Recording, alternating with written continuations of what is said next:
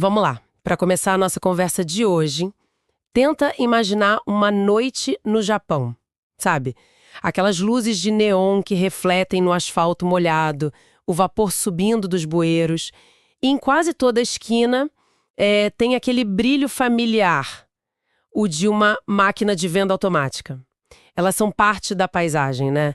Um ponto de conforto, de conveniência. Mas segundo as fontes que a gente analisou, algumas dessas máquinas guardam mais do que, sei lá, bebidas e lanches. Elas carregam histórias bem sombrias. E é sobre isso que a gente vai falar hoje. As lendas das máquinas assombradas do Japão. Nosso objetivo aqui é explorar esses relatos e tentar entender o que eles revelam, sabe? Sobre a vida moderna, a solidão e essa nossa relação estranha com a tecnologia. Sabe que o que mais me intriga aqui nem é tanto o lado sobrenatural, por mais que seja fascinante. É como que objetos tão banais, tão do dia a dia, podem virar, tipo, repositórios de memória, de emoção humana. As fontes que a gente viu mencionam um termo, Shizuka no Jido Hanbaiki. As máquinas silenciosas. Exato, as máquinas silenciosas. A crença é que em lugares marcados por tragédias ou por uma solidão muito, muito intensa, elas acabam absorvendo a energia que fica ali. E é muito simbólico que sejam justamente máquinas de venda automática. Elas são o símbolo da conveniência 24 horas, mas também de uma transação anônima, sem contato humano algum. É verdade. Elas servem pessoas sozinhas, de madrugada. Isso faz delas o palco perfeito para essas histórias, né? Histórias de almas que também passaram despercebidas. Essa ideia de palco perfeito é ótima. Elas estão sempre lá, tipo testemunhas que nunca falam nada. E o primeiro caso que as nossas fontes detalham leva a gente para a cidade de Kanazawa. A história é de uma jovem, ela trabalhava até tarde num restaurante e no caminho para casa ela para comprar um refrigerante numa máquina que ficava meio isolada perto da estação. Ela coloca a moeda, a máquina aceita, mas em vez daquele som da lata caindo... O som normal que se espera. Isso, ela ouve um ruído metálico muito estranho. A descrição é de uma espécie de risada abafada. Nossa, uma risada.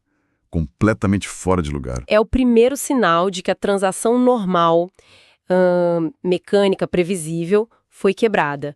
O ruído não é só estranho, é quase orgânico, humano. É uma quebra total da função da máquina. Exatamente. E é aí que o terror se instala de verdade. No reflexo do vidro da máquina, enquanto ela está ali, paralisada, ela vê uma figura sombria passar muito rápido atrás dela.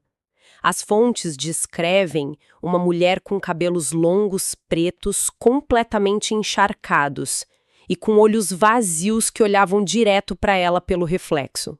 Nossa Senhora. Ela foge, claro, mas o mais arrepiante é o que vem depois. Na manhã seguinte, a máquina tinha marcas de dedos no vidro.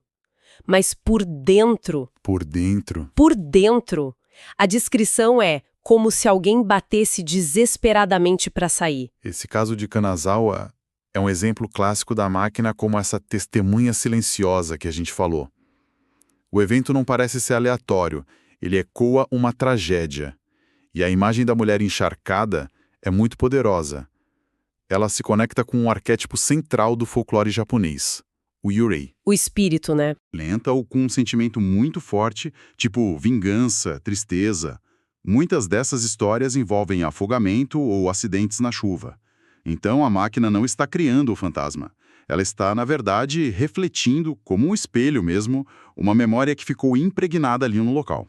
Então a máquina não é a fonte, é mais como uma tela. Um projetor de uma dor antiga. Mas, pera um pouco. Uma figura no vidro, um som estranho. Isso soa como elemento de qualquer história de fantasma. O que torna essas lendas sobre máquinas de venda únicas. Essa é a questão central. A singularidade está justamente na fusão do folclore antigo com a ansiedade moderna. A yurei é uma figura tradicional, mas o palco dela agora é um símbolo da automação, do isolamento urbano. A história vira um comentário sobre como a nossa tecnologia, que deveria ser neutra, pode ser assombrada pela própria humanidade que ela tenta substituir. O horror não é só ver o fantasma. É ver através da interface de uma máquina fria. Exato. Uma máquina fria e impessoal. Esse aspecto visual é assustador por si só, esse reflexo que não devia estar ali. Mas as fontes que a gente recebeu mostram que nem todos os fenômenos são assim, visuais. O próximo relato, que vem de Shinjuku, em Tóquio, adiciona uma camada diferente que para mim é quase mais perturbadora. Vamos lá. Tô lá pelas 2 da manhã para comprar um café quente. De novo o mesmo cenário, né? Tarde da noite, isolamento, uma rotina solitária. É nesses momentos de quietude que as rachaduras na normalidade começam a aparecer. Totalmente. E numa certa noite, ele se aproxima da máquina e ouve uma coisa que não deveria estar lá. A voz bem fraca de uma criança, soando como se viesse de dentro da máquina, sussurrando por ajuda. Nossa, uma voz... E enquanto ele tenta entender o que está acontecendo, o café cai sozinho no compartimento, sem ele apertar nada. E quando ele se abaixa para pegar, ele vê no reflexo do vidro escuro o rosto de uma menina pálida, com a roupa molhada. molhada de novo. De novo. Como se tivesse sido abandonada na chuva. O relato termina dizendo que ele, obviamente, nunca mais passou por aquele beco. E quem passaria, né? Eu mesmo, depois de ler isso, acho que nunca mais vou olhar para uma dessas máquinas da mesma forma de noite. Aqui a gente tem uma escalada. Saímos do campo visual, que ainda permite uma certa distância, e entramos no auditivo. Uma voz é muito mais íntima, muito mais invasiva. Entra na sua cabeça. Exato, penetra sua consciência de um jeito que uma imagem não consegue. E note o padrão. De novo, a figura está molhada. Isso fortalece a ideia de um tipo específico de tragédia urbana que essas lendas ecam.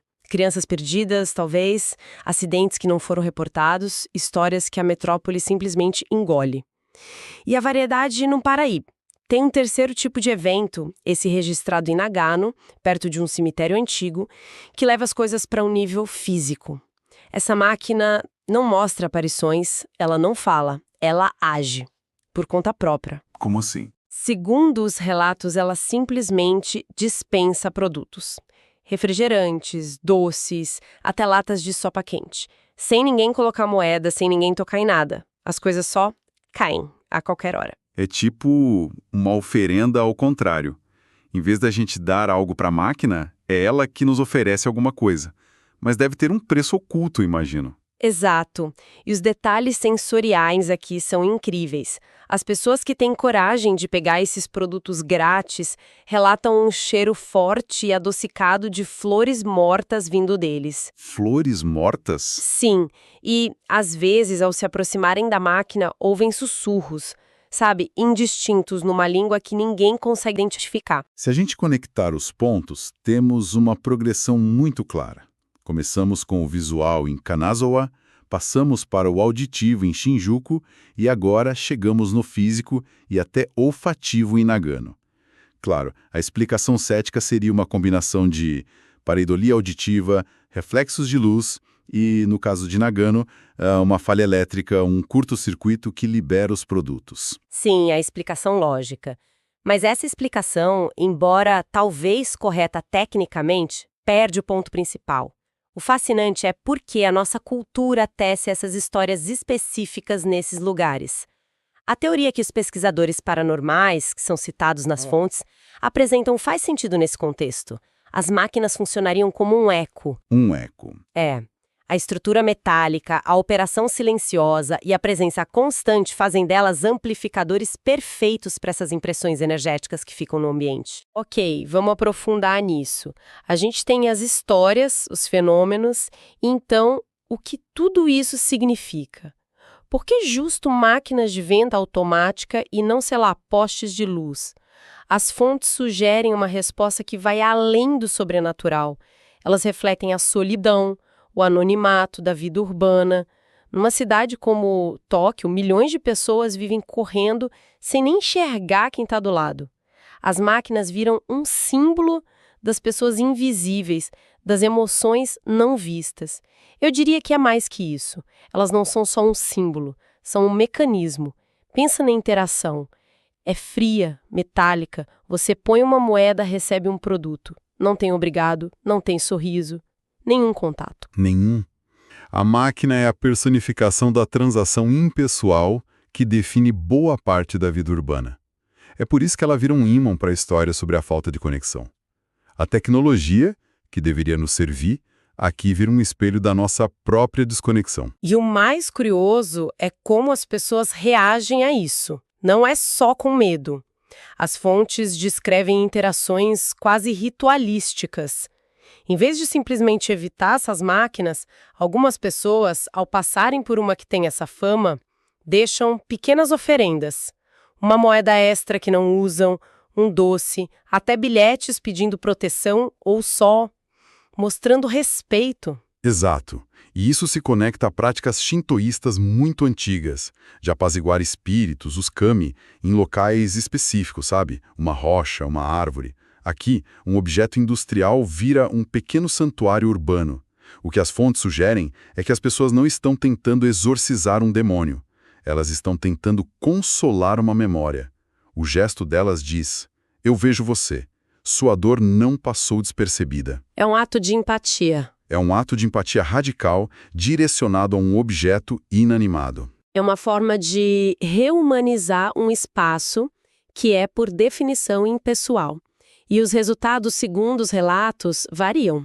Tem histórias de que algumas máquinas, depois desses gestos, se acalmam. Os fenômenos param. Como se a memória presa ali encontrasse alguma paz. Isso. Mas outras continuam inquietas. Uma lembrança de que nem toda dor pode ser apaziguada com um simples gesto. O que a gente vê nesse comportamento é uma tentativa profundamente humana de dar sentido e interagir com o mistério. É uma compaixão que transcende a lógica. As pessoas reconhecem a máquina não como uma assombração para ter medo, mas como um portal. Um memorial para histórias perdidas que precisam de reconhecimento. Então, no fim das contas, o que a gente tira de tudo isso, as histórias da Shizuka no Jidō Hambaki, são muito mais do que contos de fantasma para assustar. São fábulas modernas, sobre empatia, sobre memória e sobre a importância de perceber o que está ao nosso redor, mesmo as coisas mais banais. A imagem final das nossas fontes é perfeita. O zumbido de uma máquina de venda na calada da noite não oferece só produtos. Ele ecoa memórias que pedem desesperadamente para serem lembradas. E isso nos deixa com um pensamento final. Uma provocação, na verdade. Se objetos tão comuns como máquinas de venda podem se tornar espelhos das nossas tragédias, da nossa solidão, o que os outros dispositivos tecnológicos nas nossas vidas estão silenciosamente absorvendo? O que os nossos celulares, que testemunham tudo, nossas conversas, medos, alegrias, estão refletindo sobre nós? A linha que separa a tecnologia do espírito, o código do sentimento, talvez seja muito, muito mais tênue do que a gente imagina. O que será que as máquinas ao nosso redor diriam sobre nós, se pudessem falar? Me to get down.